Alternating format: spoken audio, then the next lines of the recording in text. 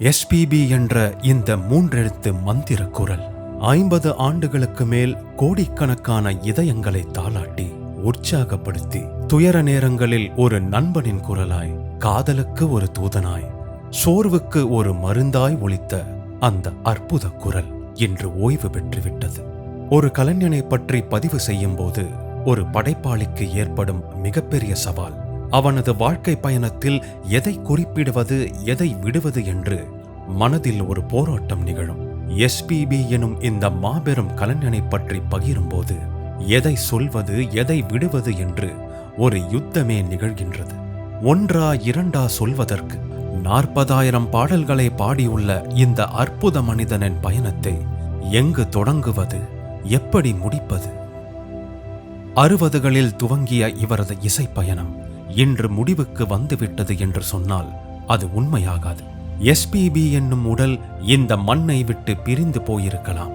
ஆனால் அவரது குரல் 100 யுகங்களை கடந்தாலும் அதற்கு மரணம் என்பது இல்லை. ஆந்திர மாநிலத்தில் உள்ள கொனிட்டம்மாபேட்டா என்ற ஊரில் ஜூன் 4, 1946 பிறந்தார் எஸ்பிபி. அவரது தந்தை ஹரி கதா என்று அழைக்கப்படும் கடவுளின் மகிமைகளை கதை வடிவிலும் பாடல் வடிவிலும் சொல்லும் கலைஞர். இசை ஆர்வத்தை இளவயதிலேயே வளர்த்து தன் தந்தையின் கச்சேரிகளை கூர்மையாக கவனித்து இசைக்கருவிகளை வாசிக்கவும் தேர்ச்சி பெற்றார் எஸ்பிபி. எஸ்பிபியின் ஆசையோ பாடகனாக வேண்டும் என்பது. ஆனால் அவருடைய தந்தையின் ஆசையோ தன் மகன் ஒரு இன்ஜினியராக வேண்டும் என்றிருந்தது. கல்லூரியில் படிக்கும் போதே பல இசை போட்டிகளில் கலந்து கொண்டு பரிசுகளை வென்றார் எஸ்பிபி. அப்படி ஒரு சமயம் 1964 அமெச்சூர் பாடகர்கள் ஏற்பாடு செய்திருந்த இசை நிகழ்ச்சியில் எஸ்பிபி முதல் பரிசு பெற்றார். தொடர்ந்து 2 வருடங்கள் முதல் பரிசு பெற்ற அவருக்கு 3வது வருடமும் முதல் பரிசு வழங்கக்கூடாது என்று முடிவெடுத்த அந்த குழு அவருக்கு 2வது பரிசை வழங்கியது. ஆனால் அந்த விழாவுக்கு தலைமை தாங்கிய பின்னணி பாடகர் எஸ் ஜானகி எஸ்பிபி தான் சிறப்பாக பாடினார் என்று வாதாடி அவருக்கு முதல் பரிசை வழங்கினார். ஆரம்ப காலத்தில் மெல்லிசை குழு ஒன்று நடத்தி வந்தார் எஸ்பிபி. அதில் இளையராஜா, பாஸ்கர் மற்றும் கங்கை அமரன் ஆகியோர் அடக்கம். பிற்காலத்தில் திரை இசை உலகை ஆளப்போகும் இந்த 2 மனிதர்களும் ஒன்று சேர்ந்தது இங்குதான் என்பது குறிப்பிடத்தக்கது. எஸ்பிபிக்கு முதல் பாடும் வாய்ப்பு கிடைத்தது எஸ்பி கோதண்டபாணி இசையமைத்த தெலுங்கு திரைப்படமான ஸ்ரீ மரியாத ரமணா. பி சுசீலா மற்றும் பி ஸ்ரீனிவாசோடு இணைந்து பாடினார். தமிழில் இவருக்கு கிடைத்த முதல் வாய்ப்பு 1969 ஹோட்டல் ரம்பா திரைப்படத்தில் மெல்லிசை மன்னர் MS விஸ்வநாதன் இசையில் எல்ஆர் ஈஸ்வரியோடு இணைந்து பாடினார். ஆனால் அந்த திரைப்படம் திரைக்கு வரவில்லை. அடுத்ததாக ஜெமினி கணேசன் கதாநாயகனாக நடித்த சாந்தி நிலையம் திரைப்படத்தில் கவியரசர் கண்ணதாசன் இயற்றிய பாடலை MS விஸ்வநாதன் இசையில் பாடினார் எஸ்பிபி. தொடர்ந்து எம்ஜிஆர் நடித்த அடிமை பெண் திரைப்படத்தில் 1000 நிலவை வா என்ற பாடல் மூலம் தமிழக ரசிகர்களின் உள்ளங்களில் நுழைந்தார். முதலில் பாடிய பாட்டு சாந்தி நிலையம் படத்தில் என்றாலும் வெளியானது எனவோ அடிமை பெண் படம்தான்.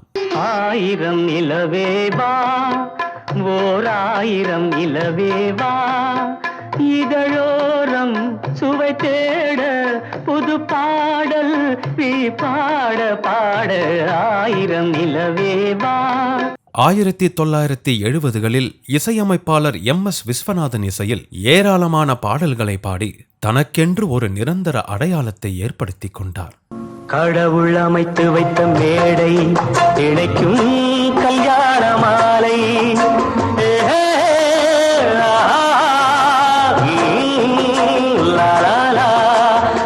1979 வெளிவந்த சங்கராபரணம் திரைப்பட பாடல்கள் பாடியதன் மூலம் உலகளவில் பிரபலமானார். திரை இசை திலகம் KV மகாதேவனால் மெட்டமைக்கப்பட்ட இப்படத்தின் பாடல்கள் முழுமையாக கர்நாடக சங்கீதத்தை அடிப்படையாக கொண்டிருந்தது. எஸ்பிபி முறையாக கர்நாடக சங்கீதம் கற்கவில்லை என்றாலும் கேள்வி ஞானத்தை வைத்து பாடினார். அதற்கு தனது முதல் தேசிய விருதும் பெற்றார். சங்கரா நாத சரீரா பரா வேத விஹாரா ஹரா ஜீவேஸ்வரா சங்கரா. தென்னிந்திய திரையிசையில் வெற்றி கூட்டணியாக இளையராஜா, எஸ்பிபி, ஜானகி கூட்டணி 1970களின் இறுதியில் உருவானது. இந்த தொடக்கம் சுமார் 25 ஆண்டுகள் நீடித்தது. அதில் ஆயிரக்கணக்கான பாடல்கள், ஒவ்வொன்றும் ஒரு விதம், ஒவ்வொன்றும் ஒரு ரகம். அதில் எதை சொல்வது எதை விடுவது என்று திக்குமுக்காகும் அளவிற்கு இருக்கின்றது அந்த பட்டியல். ஜெர்மனியின் செந்தேன் மலரே, தமிழ் மகனின் பொன்னே சிலையே, வானமகள் நாணுகிறாள், வேறு உடை பூணுகிறாள். அந்தி மழை பொழிகிறது, ஒவ்வொரு துளியிலும் உன்முகம் தெரிகிறது. அந்தி மழை பொழிகிறது, ஒவ்வொரு துளியிலும் உன்முகம் தெரிகிறது. முகிலினங்கள் அலைகிறது, முகவரிகள் தொலைந்தனவு, முகவரிகள் தவறியதால் அழுதிடுமா அது மழையோ. நீதானே எந்தன் பொன்ப சொந்தம், புது ராஜ வாழ்க்கை நாளும் சொந்தம். ராத்திரியில் பூத்திருக்கும் தாமரைதான் பெண்ணும், ராஜசுகம் தேடி வர தூதுவிடும் கண்ணோ. பாசம் ஒரு நேசம், பாசம் ஒரு நேசம், கண்ணார கண்டான் உன் சே. வீடேதும் இல்லை, வாசலும் இல்லை, அன்புக்கு பஞ்சம் இல்லை. தாலேலோ தாலேலோ. மாலை சூடும் வேளை, அந்தி மாலை தோறும் நீலை, இன்ப மாலை சூடும் வேளை, அந்தி மாலை தோறும் நீலை. நேற்று போல் இன்று இல்லை, இன்று போல் நாளை இல்லை, அன்பிலே வாழும் நெஞ்சில்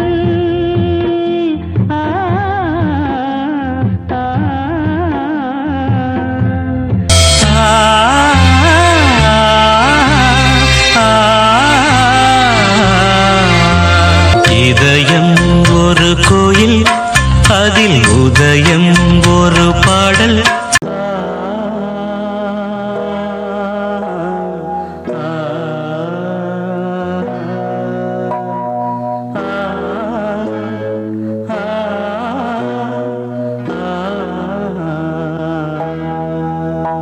நிலவு தூங்கும் நேரம் நினைவு தூங்கிடாது, இரவு தூங்கினாலும் உறவு தூங்கிடாது.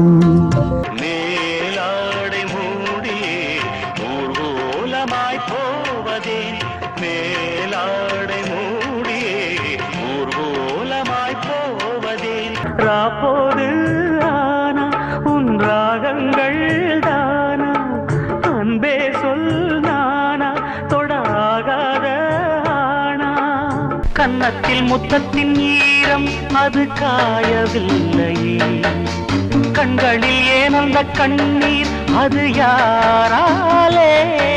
அழகான மனைவி அன்பான துணைவி அமைந்தாலே பேரின்பமே, மடி மீது துயில சரசங்கள் பயில மோகங்கள் ஆரம்பமே.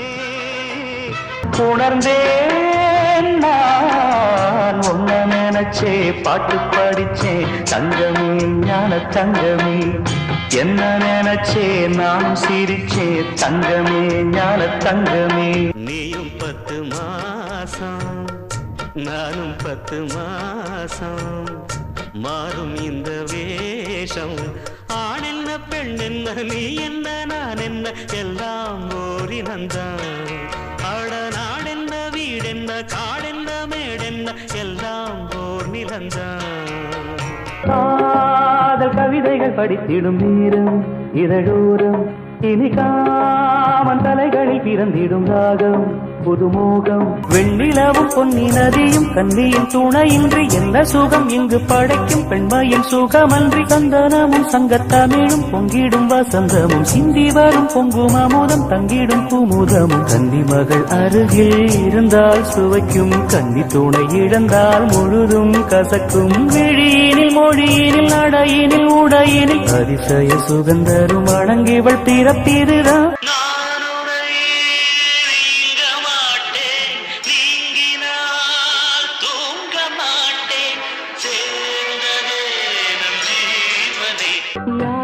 யாரு அது யாரு அவ பேரு என்ன அத கூறு. ஓ butterfly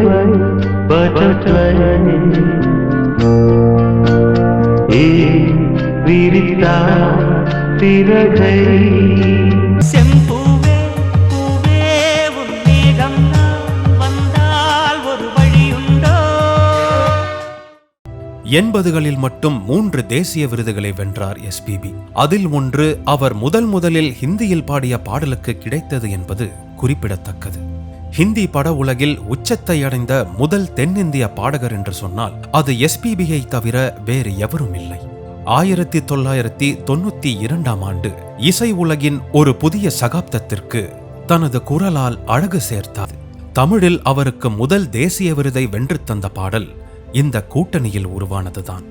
காலத்திற்கேற்ப தனது அணுகுமுறையை மாற்றியமைத்து குரலில் புது வித்தைகளை புகுத்து ரசிகர்களை உற்சாக வெள்ளத்தில் ஆழ்த்தினார் இந்த மந்திர குரல் அரசன். தங்கத்தாமரைமகளே வாருக, கத்தித்தாவது மனமே வாழகே, வெள்ளம் மன்மத வெள்ளம் சிறு விரிசல் கண்டது உள்ளம், இவையெல்லாம் பெண்ணே உன்னாலே.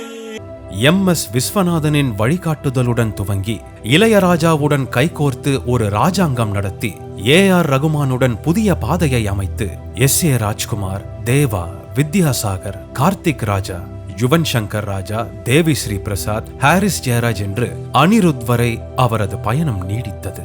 இவரது பாடும் பயணமே இவ்வளவு பிரமிப்பு என்றால் இவர் இசையமைப்பாளராக, நடிகனாக, தயாரிப்பாளராக, பின்னணி குரல் நடிகராக வலம் வந்த பட்டியலை அவ்வளவு சுருக்கமாக சொல்லிவிட முடியாது.